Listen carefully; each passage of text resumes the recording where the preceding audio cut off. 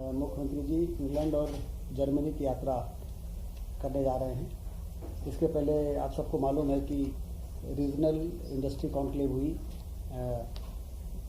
अंतिम अभी रीवा में हुई और उसके बाद दिसंबर और जनवरी में नवदापुरम और शहडोल में भी होने जा रही है।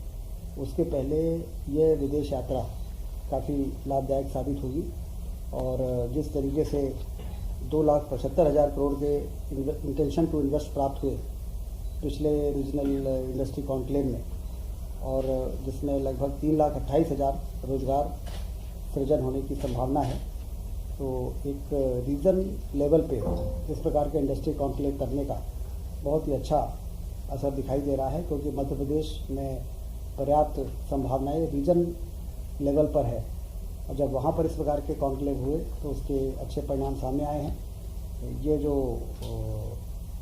विदेश यात्रा है ये भी मध्य प्रदेश में औद्योगिक क्रांति लाने की दिशा में महत्वपूर्ण भूमिका होगी, ऐसा हम सारे लोग भरोसा कर रहे हैं।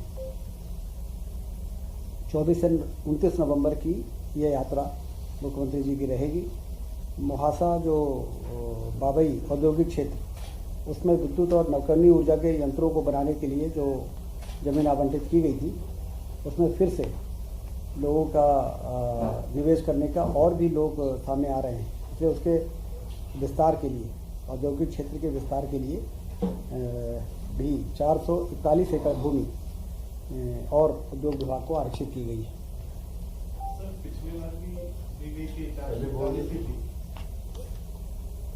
441 एकड़ भूमि मोहासा औद्योगिक क्षेत्र में विद्युत नवकरणीय ऊर्जा यंत्र बनाने के लिए उद्योग के लिए आरक्षित की गई थी।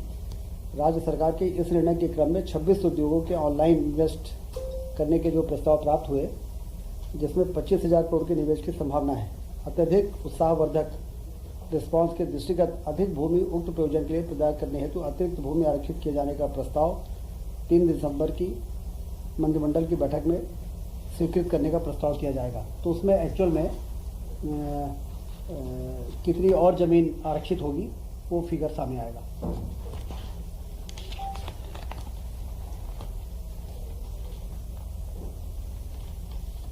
तानसेन समारोह में बृहद पैमाने पर कार्यक्रमों का आयोजन 15 से 19 दिसंबर को ग्वालियर में आयोजित किया जाएगा। गांधीनगर में गुजरात सरकार के साथ जो चर्चा हुई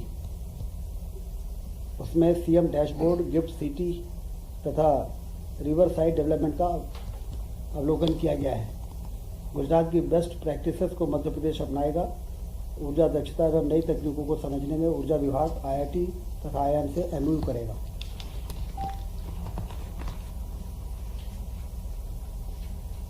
सरकार का 1 वर्ष में सभी मंत्रियों से अपेक्षा की गई है कि अपने विभाग के प्रमुख कार्य, उपलब्धियां एवं विशेष प्रयास जो किए गए हैं उसको हाईलाइट करें। अपने विभाग के अगले सालों की प्रमुख योजनाएं और 5 बड़े काम भी चयनित कर उनके क्रियान्वयन की दिशा में उसकी रिव्यू करके और उसको प्रस्तुत करने का भी आग्रह मंत्रियों से किया गया है। प्रभार जिले के विकास योजनाओं तथा परियोजनाओं की वृहद रिपोर्ट लें ताकि जनता के सामने इन विषयों को रखा जाए, ये भी मुख्यमंत्री जी ने निर्देश दिए हैं। आज 2 पोर्टल का लोकार्पण किया है। संपदा संचालनालय ऑनलाइन आवास आवंटन प्रक्रिया एवं ई आवास पोर्टल। ये पोर्टल न होने से लोगों को कहाँ पे कौन सा घर उपलब्ध है और किस प्रकार से आवेदन करें और लोगों को चक्कर लगाने पड़ते थे, तो ये पोर्टल से अब संपदा अंतर्गत जितने भी शासकीय आवास है कर्मचारी अधिकारियों को आवंटित करने में उनको भी आवेदन करना आसान होगा और उनको आवंटित करना भी आसान होगा। ऐसा एक पोर्टल कैबिनेट में मुख्यमंत्री जी ने उसकी शुरुआत की है।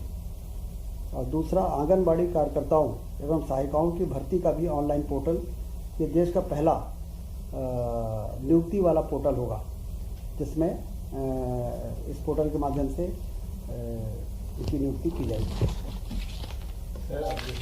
इसके अलावा श्री कृष्ण पाथेय न्यास की स्थापना हुई है। भगवान श्री कृष्ण